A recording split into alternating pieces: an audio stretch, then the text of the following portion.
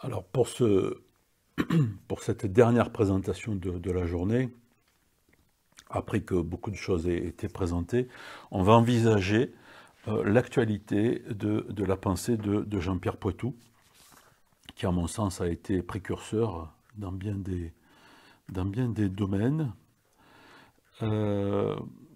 Je vais présenter la dernière époque de ses travaux, qui a été consacrée à la gestion des connaissances et à l'anthropologie des connaissances. Donc nous sommes à peu près à la fin des années 80, et puis c'est les années 90.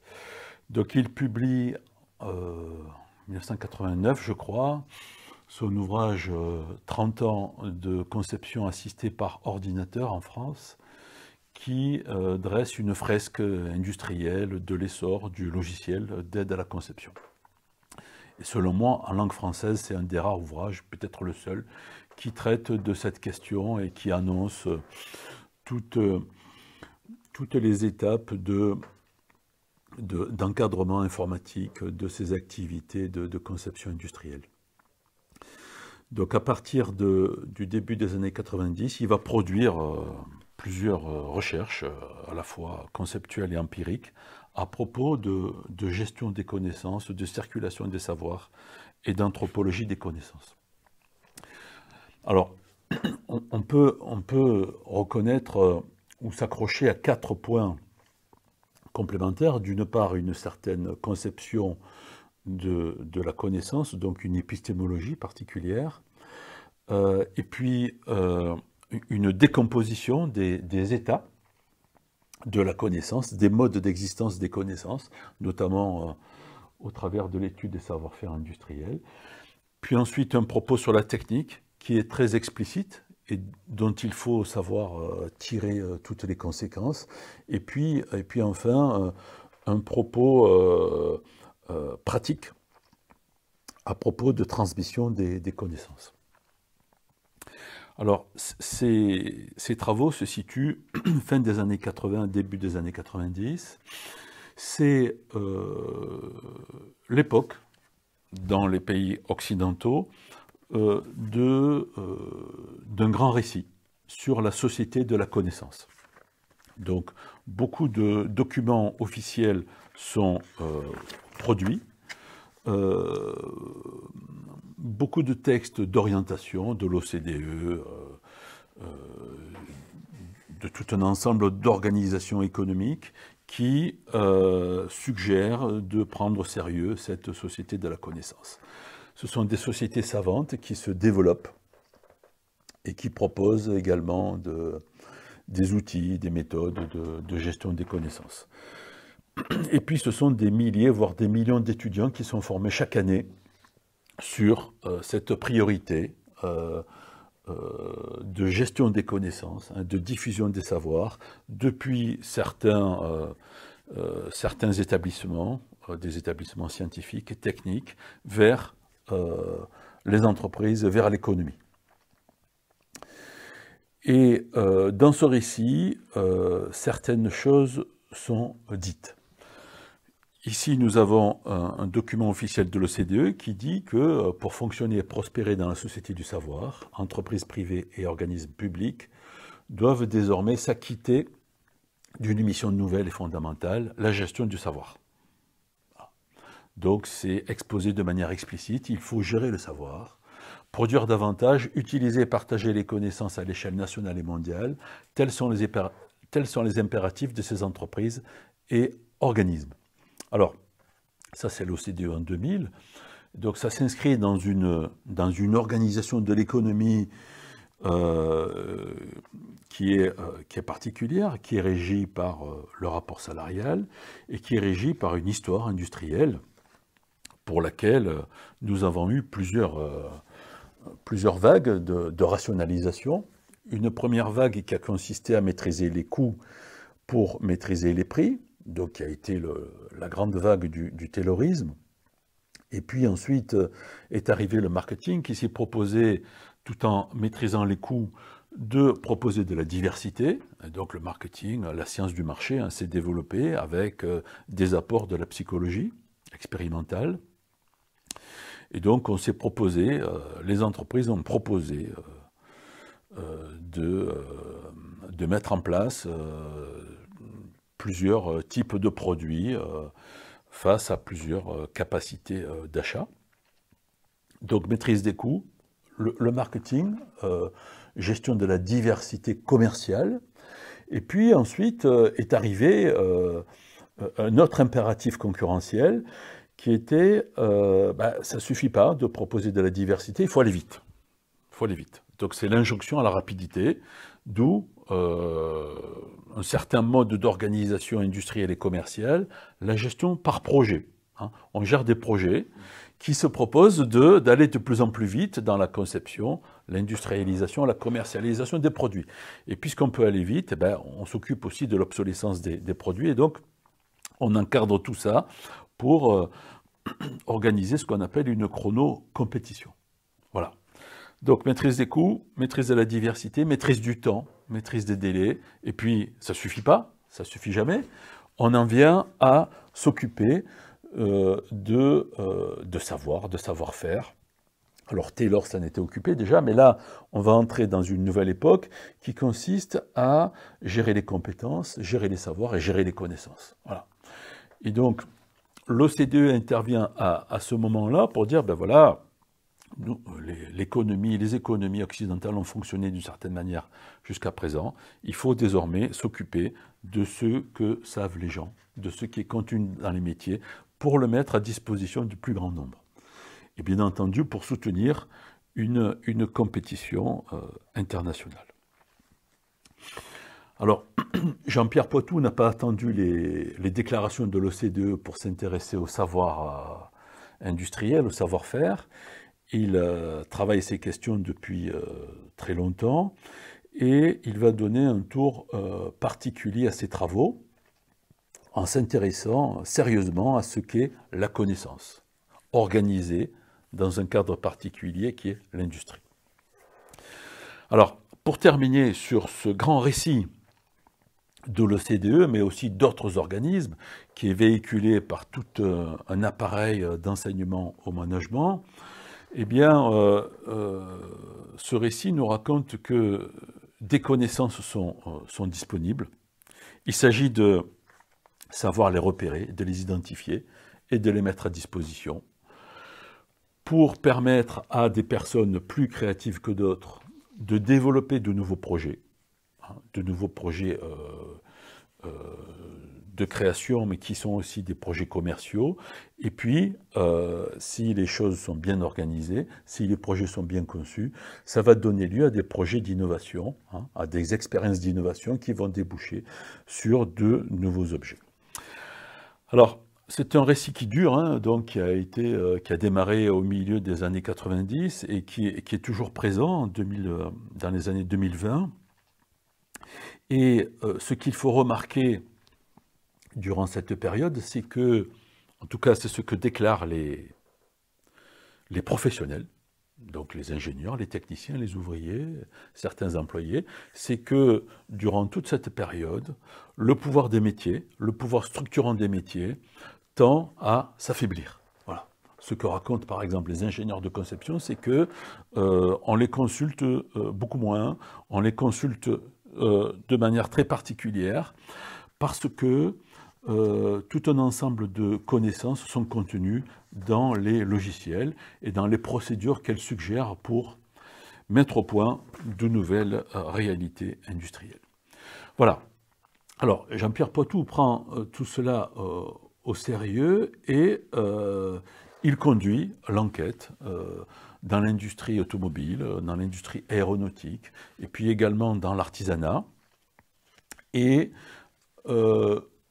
il adopte une analyse qui se nourrit auprès de Jean-Pierre Vernant, auprès d'Ignace Meyerson, qui consiste à tenir un propos historique. Voilà. C'est un propos historique. Il articule ordre historique et histoire psychologique. Voilà.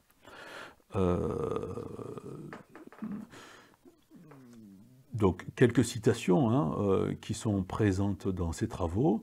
celle de Jean-Pierre Vernant, l'histoire psychologique de l'homme ne se déroule pas à côté et comme parallèlement à l'histoire technique, économique, sociale et religieuse, elle s'élabore en elle et par elle. Donc on a une espèce de système de pensée qui est aussi un système de vie, un système de production. Et donc, déjà, une préfiguration de l'anthropologie des connaissances qu'il va nous livrer. Et donc, Jean-Pierre Poitou s'inspire de ces travaux pour dire que l'histoire de la division du travail, depuis le XVe siècle, constitue un axe déterminant pour comprendre les transformations du psychisme jusqu'à aujourd'hui. Voilà. Donc, il associe de manière à la fois simple, hein, parce que c'est présenté avec des propos assez simples, donc il présente de manière simple, mais aussi très profonde, puisqu'on va voir jusqu'où ça va nous conduire. Il développe un début d'anthropologie qui associe de manière assez rare, finalement, les phénomènes psychologiques et les phénomènes d'ordre historique qui touchent à l'économie et à l'industrie. Et en cela, à mon sens, il pose les bases d'un concept d'individuation, qu'il va partager par la suite avec d'autres auteurs. Certains seront cités, d'autres ne le seront pas, mais il commence à poser les bases d'une approche de l'individuation qui, plus tard, deviendra une approche dialogique, hein, le dialogue, entre des sujets au travail, entre des humains au travail et des appareils techniques, des machines, des procédés et des méthodes. Donc il se situe très loin d'une pensée de la causalité, d'une pensée de la séparation, qui se soucie de certaines variables qui causent des effets sur d'autres variables. Voilà, donc voici résumé de manière très rapide hein, l'épistémologie dans laquelle il s'engage pour traiter de gestion et d'anthropologie des connaissances. Alors, quelle est sa conception de la connaissance? Eh bien, en fait, on peut la résumer en trois points. Tout d'abord, la connaissance procède, hein, donc c'est quelque chose de très dynamique. Et puis, ce procès de la connaissance se déroule au sein de dispositifs, qui sont des dispositifs historiques. Et puis, autre propos assez rare, hein, ces connaissances s'incarnent dans des gestes, hein, et ces connaissances sont vivantes au travers de gestes. Alors tout d'abord, le procès de la connaissance. Les connaissances s'objectivent dans des dispositifs matériels. Hein. Voilà, c'est une citation extraite des travaux de Jean-Pierre. Les connaissances s'objectivent dans des dispositifs matériels. Elles sont indissociables de dispositifs matériels. À ce compte-là, il va identifier trois états de la connaissance. Un état actif. Les connaissances sont engagées dans des actes productifs. Voilà. Elles sont vivantes, elles sont utilisées par des personnes qui conduisent des activités. Donc il y a un état actif. Et puis il y a un état inerte qui précède ou qui succède à cet état actif. C'est quoi? Ben, c'est le document. Hein. Jean-Pierre nous dira au cours d'un séminaire à Paris que, en fait, finalement, sans doute qu'il exagère un peu, mais finalement, nous n'avons pas grand-chose en tête. Nous nous souvenons de nos connaissances, nous mobilisons nos connaissances au contact de documents. Ces documents, ce sont des notices techniques, ce sont des ouvrages, ce sont des encyclopédies, ce sont des films, ce sont des photos aussi, ce sont des lieux. Ce sont des lieux de mémoire qui évoquent assez rapidement un certain savoir. Et c'est bien entendu toute la documentation contenue sur Internet via des machines informatiques. Donc il existe un état inerte, il appelle ça des dépôts. Les connaissances sont disponibles dans leurs dépôts. Voilà. Donc, d'où l'importance des archives. Hein. Jean-Pierre disait, il ne faut rien supprimer, il ne faut rien jeter, il faut tout conserver parce que ces dépôts nous rappellent qu'on sait quelque chose sur les états du monde. Voilà. Et puis, il y a un troisième état qui est très subtil, c'est un état de transition. C'est passer de l'un à l'autre. Les connaissances sont converties de leur état inerte en savoir productif. Et puis, hein, c'est une succession d'états, et puis de savoir productif en dépôt, et donc connaissances inertes. On peut reconnaître là on peut établir une similarité avec l'analyse marxienne hein, du processus de travail. Il y a le travail vivant, hein, la personne au travail, et puis il y a le travail mort, c'est-à-dire l'objet qui a été élaboré et qui contient du travail, qui contient des heures de travail, qui contient du savoir-faire et qui contient une grande partie de l'activité humaine. Voilà. Donc avec ces trois états, il va envisager les circulations hein, des connaissances et il va avancer une déclinaison du savoir-faire qui est le savoir s'y prendre. Hein. Il faut savoir s'y prendre, il faut être du métier, il faut connaître le métier, il faut avoir évolué au contact d'autres professionnels pour justement savoir s'y prendre et démarrer l'activité avec de la documentation, pour savoir ce qui se passe, pour savoir ce qu'il faut faire, et pour aller vers une incarnation des bons gestes et mettre au travail les connaissances, les savoir-faire, les savoirs tout court qui sont détenus. Voilà. Donc ça, c'est le premier point, 3 formes pour la gestion des connaissances. Hein. Passer de l'un à l'autre, c'est véritablement gérer les connaissances. Second point, les dispositifs cognitifs. Alors, que sont les dispositifs? Ce sont des ensembles organisés et finalisés d'objets intellectuels. Donc, l'objet intellectuel, c'est un concept hein, qui va reprendre d'autres auteurs, d'objets intellectuels articulés entre eux et distribués dans l'espace à des fins de production de biens ou de connaissances. Donc, c'est très situé. Hein, on pourrait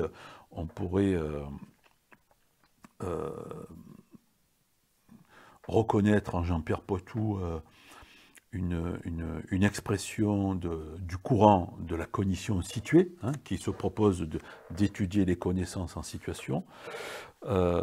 Donc, nous avons des objets intellectuels qui sont mis en œuvre. Alors, que sont ces objets intellectuels? Alors, ils s'inspirent de plusieurs auteurs.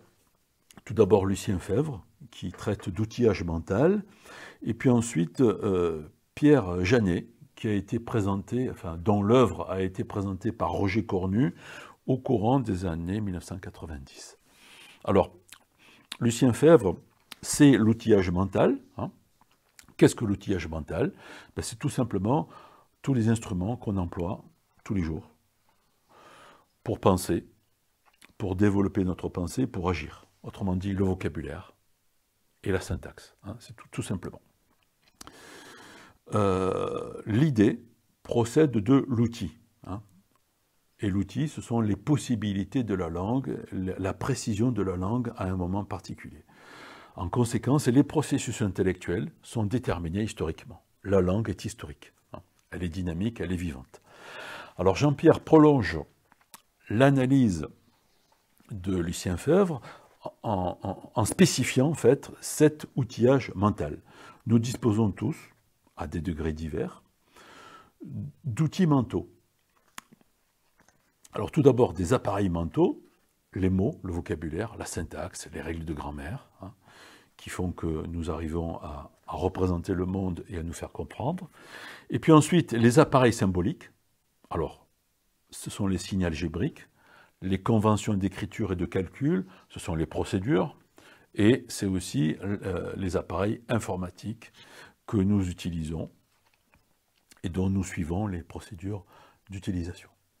Et puis, Jean-Pierre ajoute une troisième catégorie, ce sont les appareils concrets, les objets techniques, les loupes, les presses d'imprimerie, les microscopes, les télescopes,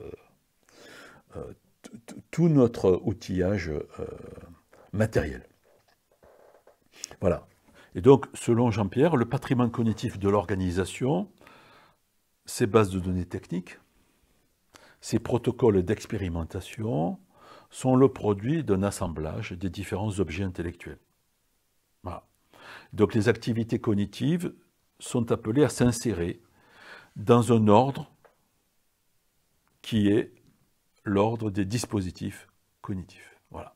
Donc les objets techniques ne sont pas seuls, les humains au travail ne sont pas seuls, les connaissances ne sont pas comme ça en l'air, les documents ne sont pas seuls, tout ça, ça travaille ensemble dans des dispositifs. Et puis, il va aller un peu plus loin, lorsque Roger Cornu lui présente l'œuvre de Pierre Janet, qui est un psychologue français particulier, hein, qui dénote et qui produit plusieurs ouvrages.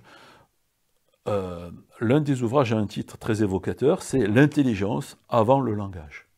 L'intelligence avant le langage.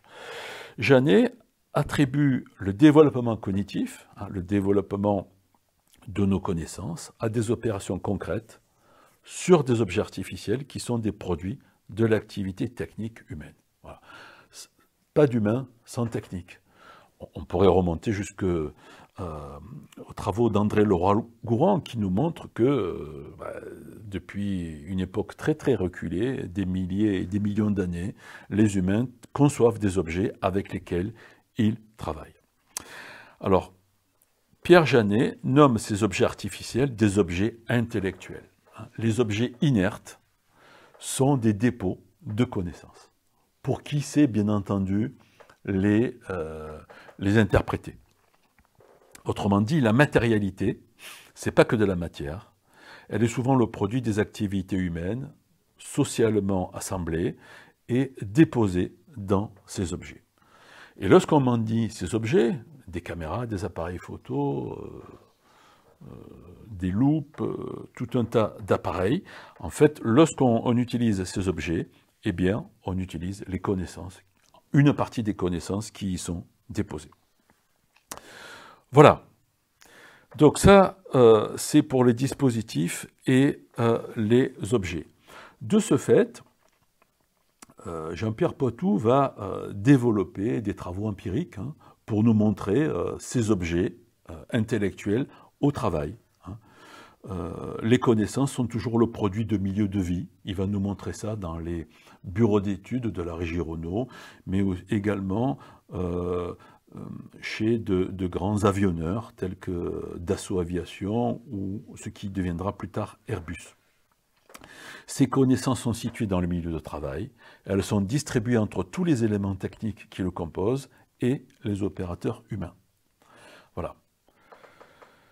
Donc, organiser et accomplir des distributions et de redistributions parmi ces dispositifs, ça constitue une activité de gestion des connaissances. Et donc là, nous avons une définition de la gestion des connaissances qui est tout à fait opérationnelle et que l'on peut mobiliser pour comprendre ce qui se passe dans l'industrie au cours des années 90-2000 et puis jusqu'à aujourd'hui. J'en viens à la troisième expression de cette dynamique des connaissances, c'est le geste.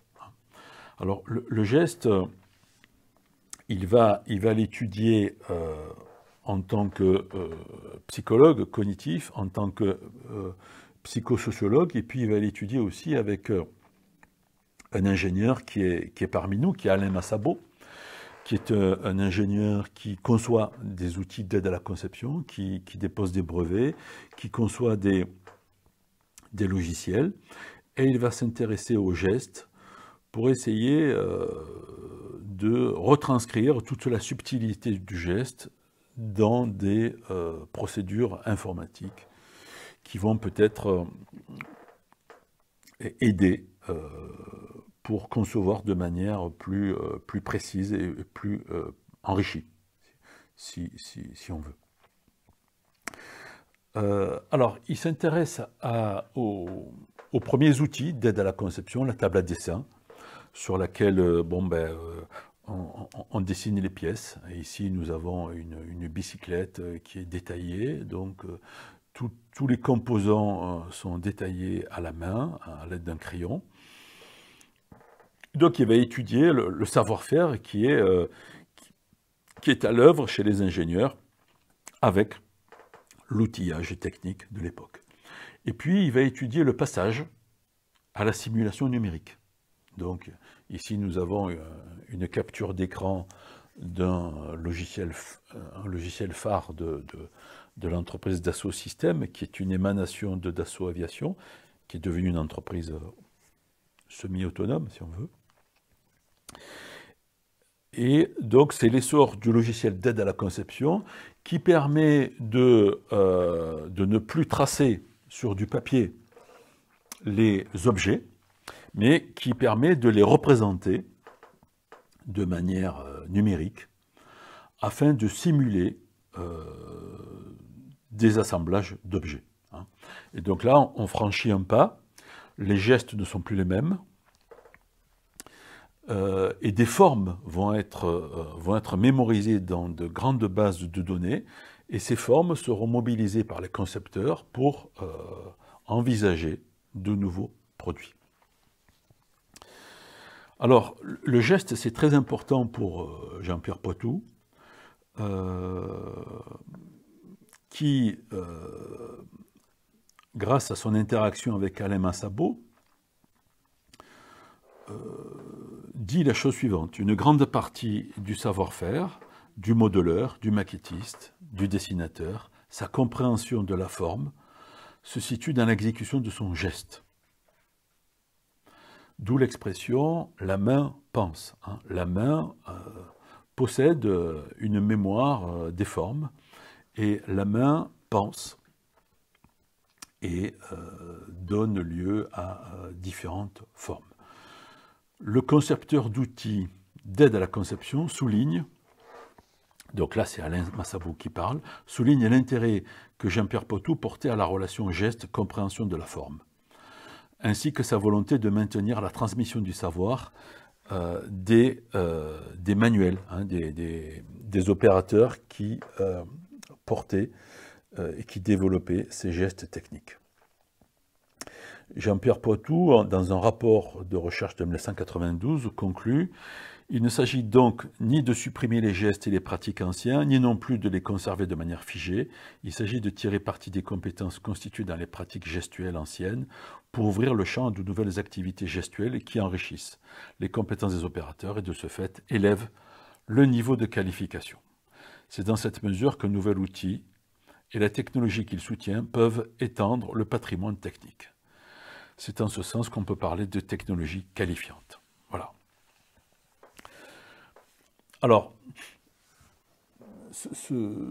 cet essor au cours des années 80, qui n'a fait que simplifier cet essor de la simulation numérique, Jean-Pierre Poitou l'a étudié en détail avec plusieurs logiciels. Ici, nous avons Drapeau, qui est un ancêtre des logiciels de Dassault Systèmes et qui se développeront par la suite. Et il comprendra que cet outil, qui est la conception à l'aide de logiciels, en fait, possède une fonction d'organisation de l'industrie. Ce n'est pas un simple outil, comme on dit, au sens où on a un outil puis on s'en sépare pour un autre outil. Non, c'est pas ça. C'est une approche économique de l'activité industrielle qui appelle ce développement des outils informatiques. Et donc, la banque centrale de données de forme, devient un mode de coordination entre les ingénieurs au travail. Voilà. Cette conception assistée par ordinateur va très loin. Donc, dans l'aéronautique, aujourd'hui, toutes les pièces sont conçues sur ordinateur, sur écran, et leur assemblage avec d'autres pièces est simulé de manière informatique. Et donc, tant que la conception informatique n'est pas au point, on ne passe pas à l'industrialisation, donc à la matière. Donc c'est très important. Et Jean-Pierre Poitou va comprendre qu'il se passe des choses très radical. Hein. On est en train de changer d'époque industrielle. Hein. Voilà.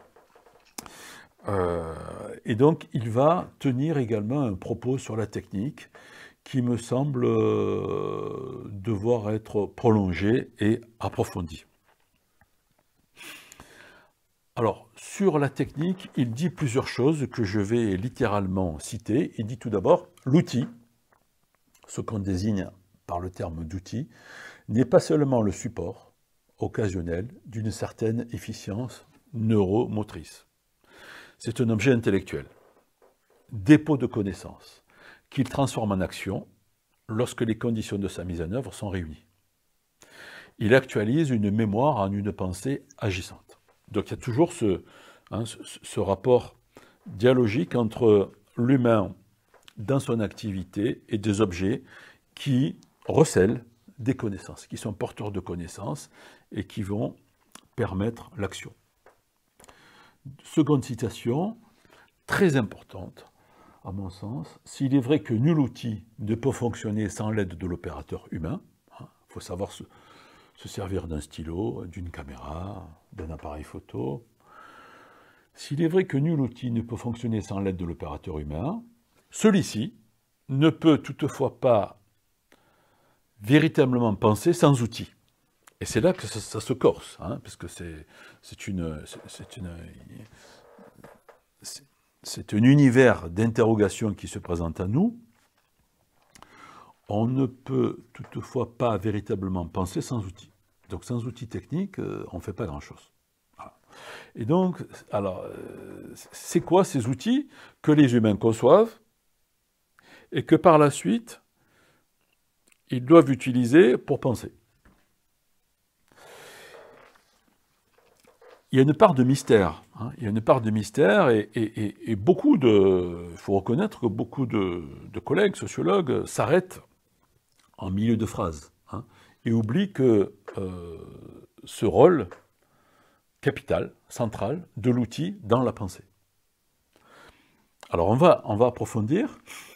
Troisième citation, l'activité intellectuelle humaine fonctionne nécessairement grâce à l'outil. En ce sens, l'intelligence a toujours été artificielle. Alors aujourd'hui, bien sûr, on parle beaucoup d'intelligence artificielle, mais voilà, on parle également d'humain augmenté. Bon. À partir du moment où nous avons conçu des outils qui, si on regarde ça sur des siècles, qui se sont concrétisés, qui se sont affinés, eh bien, on peut constater que ces objets techniques, cette technique, a sa propre logique. Elle a sa propre logique. Elle a sa propre logique. Et elle vient accompagner ou contraindre l'action humaine. Quatrième citation, du fait que les processus intellectuels d'une époque sont déterminés par la nature et la puissance des outils ou appareils intellectuels dont elle dispose, il résulte que ce sont les transformations techniques qui déterminent les transformations dans les processus de pensée. Alors, ça mérite qu'on s'y arrête. Hein. Les transformations techniques déterminent les transformations dans les processus de pensée. C'est une pensée ici de Jean-Pierre Poitou que je rejoins qui pourrait passer pour déterministe. Hein. Oui. Donc, indirectement, les objets techniques sont le moteur de l'activité intellectuelle et de ses transformations. Voilà. Donc, il faut prendre au sérieux la technique. Il faut peut-être arrêter de traiter uniquement en termes d'outillage, au sens où on a des outils, on les utilise, on s'en sépare pour d'autres outils. Non, c'est pas comme ça que ça se passe. Nous sommes impliqués dans des systèmes techniques. Hein. Nous sommes impliqués dans des systèmes techniques qui contraignent notre action. Et on ne peut pas s'en séparer simplement. Voilà. Et à partir de ces quelques citations, et je renvoie à toute l'œuvre de Jean-Pierre, je pense qu'il faut mettre de côté l'expression de « outil ». La technique, ce n'est pas simplement des outils. Alors, le marteau est un outil, bien sûr, mais le microscope, c'est plus qu'un outil, puisqu'il y a un avant et un après le microscope. Avec le microscope, on peut voir des choses dans le réel qu'on ne voyait pas auparavant. Et à partir du moment où on peut voir ces choses minuscules, et on peut les agrandir, se développe la médecine, se développe la recherche en biologie, se développe tout un ensemble de savoirs scientifiques qui sont dépendants de l'instrumentation microscopique. On pourrait dire la même chose sur les télescopes, on pourrait dire beaucoup de choses sur l'industrie informatique et les télécommunications et l'économie d'Internet. Voilà. Donc, certains auteurs, comme Bernard Stiegler, comme Gilbert Simondon, comme beaucoup d'autres, nous disent finalement la technique, c'est du dévoilement. La technique augmente notre connaissance, notre interaction avec le réel. Ce n'est pas simplement des outils qui nous aident à intervenir dans le réel, c'est un dévoilement et le monde n'est plus le même muni de cette technique. Alors, on peut aller chercher cette expression chez des philosophes, chez des anthropologues, des sociologues, quelques citations supplémentaires pour Simone Weil. La philosophe, les modes de production sont les conditions matérielles qui déterminent notre liberté d'action. Le refus de faire une place à la connaissance des techniques, par les clercs, par le pouvoir, ne donne aucune chance de parvenir à comprendre les sociétés et leur histoire. Nous sommes depuis très longtemps des sociétés techniques. Marcel Mauss désigne parmi les technologies les techniques du corps, les gestes, qui sont les habitudes musculaires socialement acquises, les façons de marcher, de s'asseoir, de dormir, de nager et de courir. Voilà. Apprendre à nager, c'est rejoindre une technique de nage aussi. Et pour terminer sur ce point, les travaux du philosophe Gilbert Simondon, l'individuation psychique et collective, qui vient nous raconter que seuls nous ne pouvons pas exister, nous avons besoin des autres, d'autrui, pour nous développer. Nous avons besoin de nos parents et puis des instituteurs, de nos amis, parfois de nos ennemis, pour devenir des individus accomplis. Mais nous faisons cela également avec toute une série d'objets techniques. Voilà. Les machines à calculer, les textes savants, les textes moins savants, tout un ensemble de machines qui nous permettent de devenir également des individus accomplis. Nos mémoires aujourd'hui sont partagées avec d'innombrables machines informatiques. Et donc là, Jean-Pierre Poitou n'a pas utilisé à ma connaissance les travaux de Gilbert Simondon, mais il les rejoint. Il traite sur le même mode, à mon sens, d'individuation, psychique, technique, historique, et donc collective. Et donc, sans poser véritablement la question de cette manière, Jean-Pierre Poitou nous conduit vers l'interrogation: quel est le devenir des cerveaux, concrètement, au sens neurologique? Quel est le devenir des cerveaux qui travaillent avec des machines informatiques? Machines informatiques avec lesquelles la négociation est impossible. Avec un programme informatique, on ne peut pas négocier, on l'utilise, ça nous rend des services innombrables, on n'est pas prêt de s'en séparer, mais en même temps, on ne peut pas négocier avec.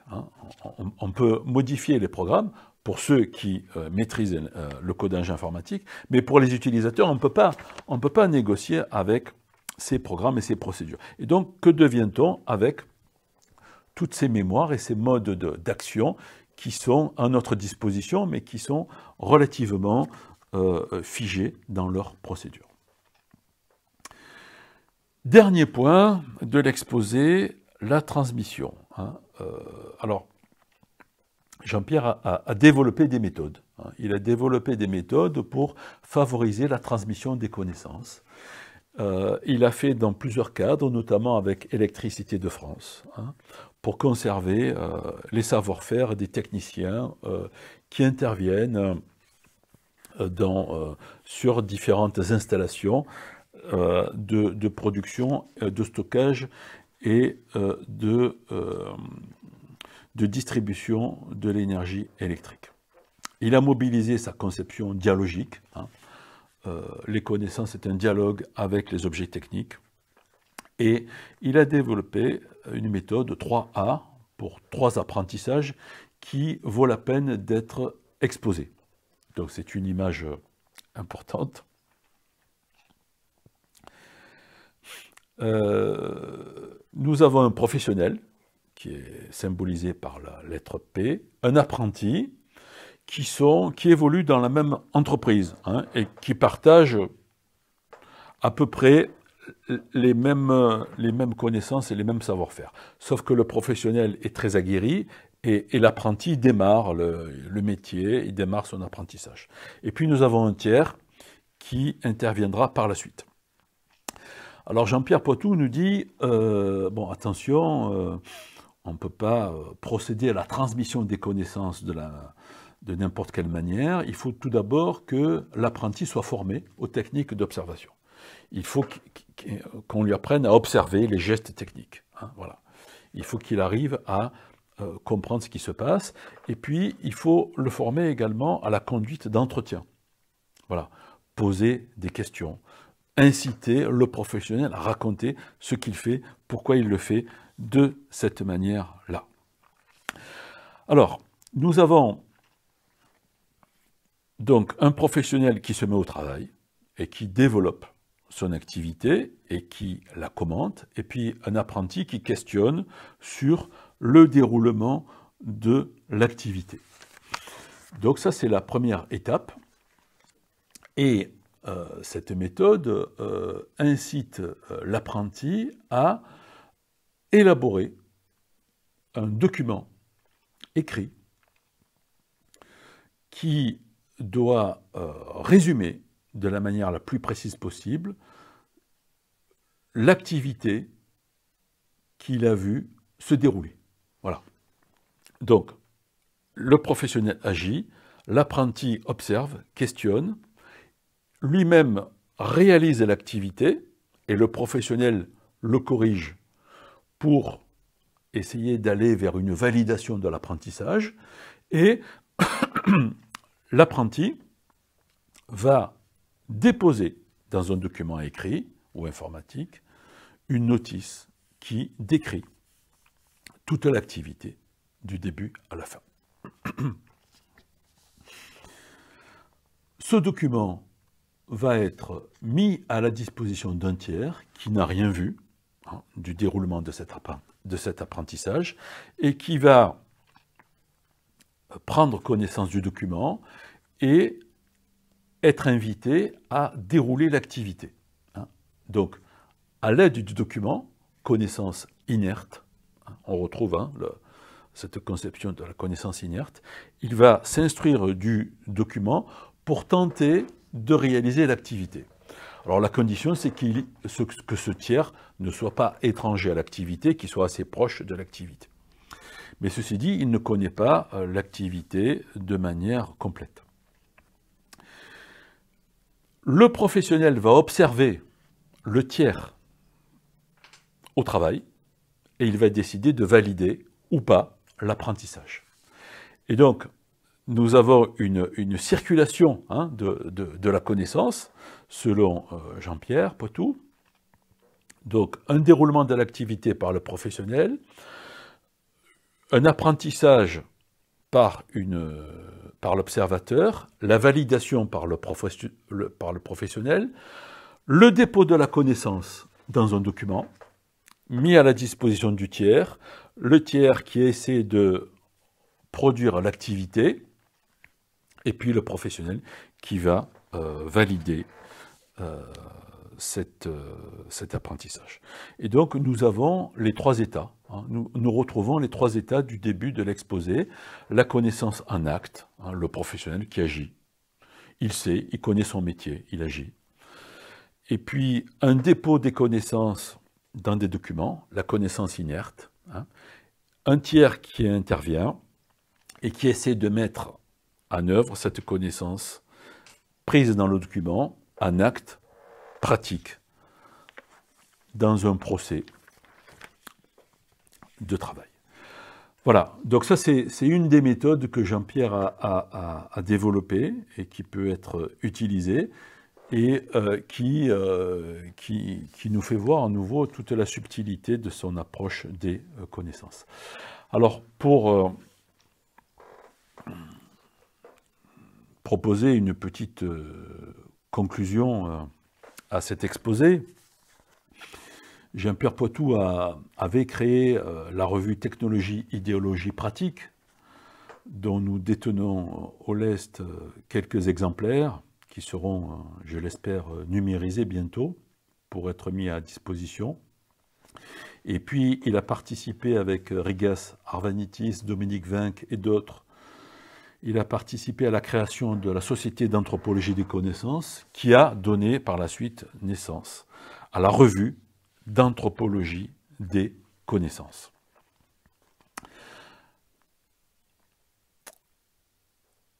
Je dirais, pour conclure, qu'au travers de son œuvre écrite, Jean-Pierre Poitou peut nous permettre d'adoucir quelque peu notre approche de la raison, et en particulier de la raison scientifique. Ceci en travaillant, selon les préférences, soit avec le constat de fonctionnement psychique qui ne peuvent pas être résumés par quelques relations de causalité entre quelques variables, soit avec l'hypothèse d'un inconscient qui est au travail et qui peut permettre de comprendre certains déroulements de processus. Voilà, merci pour votre attention.